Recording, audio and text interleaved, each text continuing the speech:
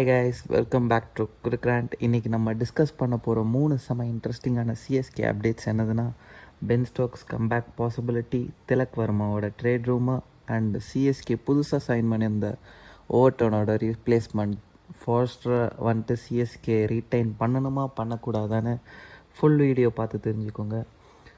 First, இப்போது சிஎஸ்கேவோட 26 campaign முடிஞ்சு போச்சு. பட் ஆனால் ஐபிஎல் 26 கேம்பெயினே இன்னும் முடியல. ஆனால் ஐபிஎல் 27ஓட ட்ரேட் ரூமர்ஸ் சோஷியல் மீடியா ஃபுல்லாக ஃபயராக இருக்குது லிட்ரலாக. சரி, இதெல்லாம் ஒரு சைடு இருந்தாலும் நம்ம ஃபஸ்ட்டு வந்துட்டு பென் ஸ்டோக்ஸ் டு சிஎஸ்கேவோடைய நியூஸ் ஃபஸ்ட்டு பார்ப்போம் டிஸ்கஷனை.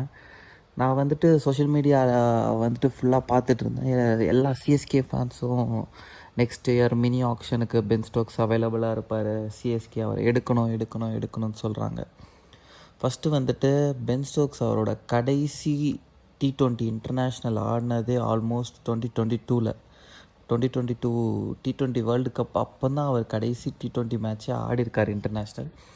அவரோட டொமஸ்டிக் T20 மேட்ச் வந்துட்டு சிஎஸ்கேக்காக April 3 ஆடியிருக்காரு, அது 2023.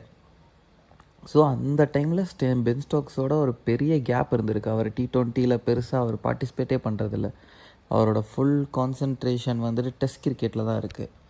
ஆனால் நம்ம வந்துட்டு பென் ஸ்டோக்ஸோட குவாலிட்டியை பற்றி எல்லாருக்கும் தெரியும். கண்டிப்பாக அவர் ஆனஸ்ட்டாக பார்த்தோன்னா சிஎஸ்கேக்கு ஆல்ரவுண்டர்ஸ்னால் ரொம்ப பிடிக்கும். அது நமக்கு நல்லா தெரிஞ்ச விஷயம். நீங்கள் டோனியோட கேப்டன்சி ஸ்டைலுமே பார்த்தீங்கன்னா அவளுக்கு வந்துட்டு அந்த ஃப்ளெக்சிபிள் பிளேயர்ஸ் ரொம்ப முக்கியம் டோனிக்கு.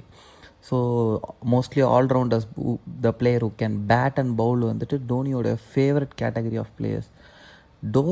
ஸ்டோக்ஸ் வந்தார்னா என்ன அட்வான்டேஜ்னால், பேட்டிங் ஆர்டரில் எங்கே வேணாலும் ஃப்ளோட் பண்ணுவார். டாப் ஆர்டரும் ஆடுவார், மிடில் ஆர்டரும் ஆடுவார், ஃபினிஷும் பண்ண முடியும். அவர் வந்துட்டு கேமுக்கு ஏற்ற மாதிரி கிளியராக அட்ஜஸ்ட் பண்ணி ஆடக்கூடிய பிளேயர். அந்த மாதிரி பிளேயர் வந்துட்டு இப்போ கூட மார்க்கெட்டில் அவர் வந்துட்டு T20 ஆடி ஒரு 3 வருஷம் ஆகுதுன்னா கூட இப்போ கூட அந்த மாதிரி பிளேயர்ஸ் வந்துட்டு மார்க்கெட்டில் அவைலபிளாக இருக்கிறது ரொம்ப ரொம்ப ரொம்ப ரேரான கேட்டகரி தான். ஆனால் இதில் வந்துட்டு சில கன்சர்ன்ஸும் இருக்குது. ஃபஸ்ட்டு வந்துட்டு ஃபிட்னஸ். இப்போது நீங்கள் ரீசெண்டாக February பார்த்தீங்கன்னா பென் ஸ்டோக்ஸ் வந்துட்டு ஒரு இன்ஜுரி ஆச்சு அவருக்கு ஃபேஸில். ஸோ அவர் வந்துட்டு இப்போ தான் வந்துட்டு கவுண்டி கிரிக்கெட்லாம் மேலே தான் ஆட ஸ்டார்ட் பண்ணார். ஸோ அது வந்துட்டு அவருடைய ஃபிட்னஸ் கன்சர்ன் என்னன்னு யோசிக்க வைக்குது. மேஜராக இப்போ தான் வந்துட்டு அவர் ரெக்கவர் ஆகியே வந்திருக்காரு. செகண்ட் இஷ்யூ என்னென்னா, T20 வந்துட்டு அவர் பர்ஃபார்ம் பண்ணி நான் சொன்ன மாதிரி அவர் 2023 தான் கடைசியாக ஆடிருக்காரு. ஸோ T20 பர்ஃபார்மன்ஸே நமக்கு வந்துட்டு ஒரு சாம்பிள் சைஸே இல்லை 3 வருஷமாக. ஸோ அது இல்லாமல் நம்ம வந்துட்டு அவ்வளோ பெரிய ஒரு இன்வெஸ்ட்மெண்ட், கண்டிப்பாக ஸ்டோக்ஸ் வராருன்னா நார்மல் ப்ரைஸுக்கெலாம் போக மாட்டார். ஒரு பெரிய இன்வெஸ்ட்மெண்ட்டாக தான் இருக்கும்.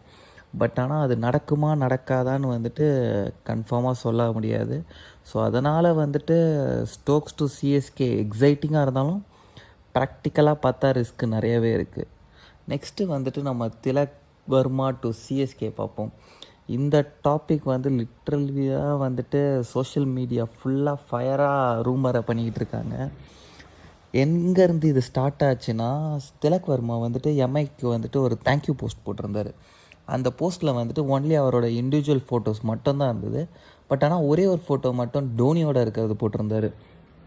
ஸோ சிஎஸ்கே ஃபேன்ஸ்லாம் என்ன வந்துட்டு அசியூம் பண்ண ஆரம்பிச்சிட்டாங்கன்னா, திலக்குக்கு வந்துட்டு எம்ஐயில் இருக்க விருப்பம் இல்லை, ஸோ அவரும் சிஎஸ்கேக்கு வராரு. இந்த பேட்டர்னில் தான் லிட்ரலாக வந்துட்டு ஹர்திக், பும்ரா எல்லாமே போய்கிட்டு இருக்குது. பட் ஆனால் நீங்கள் பார்த்தீங்கன்னா மோஸ்ட் இம்பார்ட்டன்ட்லி எம்ஐ வந்துட்டு திலக் மாதிரி ஒரு இந்தியன் கோர் பிளேயரை வந்துட்டு ரிலீஸ் பண்ண சான்சஸ் ரொம்ப ரொம்ப ரொம்ப கம்மி. ஏன்னா அவர் வந்துட்டு ஒரு ஃப்யூச்சர் இன்வெஸ்ட்மெண்ட் மாதிரி. ஸோ இப்போ கரண்ட் சுச்சுவேஷனை பார்த்தீங்கன்னா அவர் வந்துட்டு சிஎஸ்கேக்கு வர மாதிரி கண்டிப்பாக சான்ஸே கிடையாது. இதெல்லாமே ஜஸ்ட் சோஷியல் மீடியா ஸ்பெகுலேஷன் தான். So Tilak Varma to CSK is a false rumour தான். நெக்ஸ்ட்டு டியான் ஃபாரஸ்டரை பற்றி பார்ப்போம். டியான் ஃபாரஸ்டர் வந்துட்டு ஜேமி ஓவர்டனுக்கு ரீப்ளேஸ்மெண்ட்டாக சிஎஸ்கேக்கு வந்திருந்தார். சிஎஸ்கேக்கு ஒரு மேட்சும் ஆடலைனாலும் சவுத் ஆஃப்ரிக்காவோடைய சர்க்கிளில் பார்த்தீங்கன்னா is highly rated youngster in South Africa. நீங்கள் பார்த்தீங்கன்னா SA20 கூட அவர் வந்துட்டு ஜேஎஸ்கேக்கு தான் ஆடுறாரு, ஜோபக் சூப்பர் கிங்ஸுக்கு. அவர் வந்துட்டு அங்கேயே ஸ்பார்க்கு காமிச்சார். எம்ஐ கேப் டவுனுக்கு எதிராக நான் நினைக்கிறேன். அதில் வந்துட்டு சிஎஸ்கேவோட லோவர் மிடில் ஆர்டரில் வந்து ஃபினிஷிங் ரோலில் ஒரு 80 ரன் அடிப்பார். செம நாக் அதெல்லாம். ஸோ இப்போது அவர் வந்துட்டு பிஎஸ்எல்லை முடிச்சுட்டு தான் ஐபிஎல்லுக்கு வந்துட்டு ரீப்ளேஸ்மெண்ட் பிளேயராக வந்தார். ஐபிஎல்லை முடிச்சுட்டு இமீடியட்டாக வந்துட்டு இங்கிலாண்டோட T20 டோர்னமெண்ட்டை வந்துட்டு T20 ஸ்லாம்னு நினைக்கிறேன், அதில் ஆடிட்டுருக்காரு கென்ட் ஸ்பிட்ஃபயர்ஸ்க்கு. அதில் கூட பார்த்தீங்கன்னா லாஸ்ட்டு ஃபினிஷர் ரோலில் வந்து ஒரு 25 ரன்ஸ் அண்ட் அவர் வந்துட்டு ஒரு ரைட் ஆஃப் மீடியம் பேஸ். அப்போ வந்துட்டு அந்த மேட்ச்லேயே வந்துட்டு ஒரு 3 விக்கெட் எடுக்கிறாரு.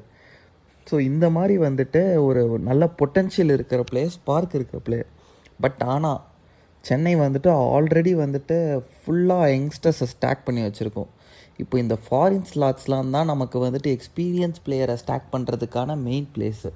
ஸோ இந்த ஒரு ஃபாரின் ஸ்லாட்டை வந்துட்டு சிஎஸ்கேவால் அஃபோர்ட் பண்ண முடியுமா ஃபாரஸ்டருக்குன்னு கேட்டால் எனக்கு தெரிஞ்சு இன்னும் ஒரு 1 or 2 இயர்ஸ் வந்துட்டு ஃபாரஸ்ட்டை க்ரூம் ஆகணும்னு நினைக்கிறேன். ஏன்னா இப்போ தான் அவர் வந்துட்டு SA20 ஆடி அதுக்கு அடுத்தது சவுத் ஆஃப்ரிக்கா செட்டப்குள்ளெல்லாம் வந்திருக்காரு. ஸோ அவர் வந்துட்டு இன்டர்நேஷ்னல் எக்ஸ்ப்ளோஷர் நிறைய கிடச்சி நிறைய குளோபல் லீக்ஸ் ஆடி அங்கெல்லாம் வந்துட்டு அவர் நல்லா ஒரு க்ரூம் ஆகி வந்தாருன்னா நம்ம ஒரு எக்ஸ்பீரியன்ஸ் பிளேயராக அவரை எடுத்துக்க முடியும். பட் ஆனஸ்ட்டாக ஆல்ரெடி சிஎஸ்கே வந்துட்டு அவரை வந்துட்டு ஜேஎஸ்கே செட்டப்பில் கொண்டு வந்துட்டாங்க. சிஎஸ்கே செட்டப்லேயும் ரீப்ளேஸ்மெண்ட்டாக பார்க்குறாங்கன்னா கண்டிப்பாக சிஎஸ்கே மேனேஜ்மெண்ட்டை வந்துட்டு அவர்கிட்ட பெருசாக ஏதோ எதிர்பார்க்குறாங்க. ப்ளஸ் அவர்கிட்ட பெருசாக ஏதோ பார்க்குறாங்க, கண்டிப்பாக அவர்கிட்ட ஒரு ஸ்பார்க் இருக்குது அப்படின்னு சொல்லி. அதுக்கப்புறம் நான் வந்துட்டு ரொம்ப எதிர்பார்த்தேன் அவரை டிஎஸ்கேலேயும் எடுப்பாங்கன்னு. பட் ஆனால் எடுக்கலை. மேபி யாருக்காவது இன்ஜூர் ஆகி ரீப்ளேஸ்மெண்ட்டாக வரும்போது கண்டிப்பாக எனக்கு தெரிஞ்சு ஃபாரஸ்டர் அவங்களோட மைண்டில் இருப்பாங்கன்னு நினைக்கிறேன். பட் ஆனால் கரண்ட்டாக என்னுடைய ஸ்டாண்ட் என்னென்னா ஃபாரஸ்டர் வந்து இப்போ தேவையில்லை, நம்ம வந்துட்டு ஏதாவது எக்ஸ்பீரியன்ஸ் பிளேயருக்கு போகிறது தான் பெட்டர். அதுதான் என்னுடைய தாட் ப்ராசஸ். ஸோ மக்களே, பென் ஸ்டோக்ஸோட கம்பேக்கை பற்றி நீங்கள் என்ன திங்க் பண்ணுறீங்க? சிஎஸ்கே ஷுட் டேக் தட் ரிஸ்கா? திலக் வர்மாவோட ரூமருக்கு உங்கள் ரியாக்ஷன் என்ன? டியான் ஃபாரஸ்டரை வந்துட்டு ரீட்டைன் பண்ணணுமா பண்ண வேணாமான்னு கமெண்ட்ஸில் உங்கள் தாட்ஸை ஃபுல்லாக போடுங்க. வீடியோ பிடிச்சிருந்தால் லைக் பண்ணுங்கள், ஷேர் பண்ணுங்கள் அண்ட் சப்ஸ்கிரைப் பண்ணுங்கள். கிரிக்ராண்ட் for more CSK IPL and cricket news அப்டேட்ஸ்க்கு ஃபாலோ பண்ணிக்கோங்க. பாய்.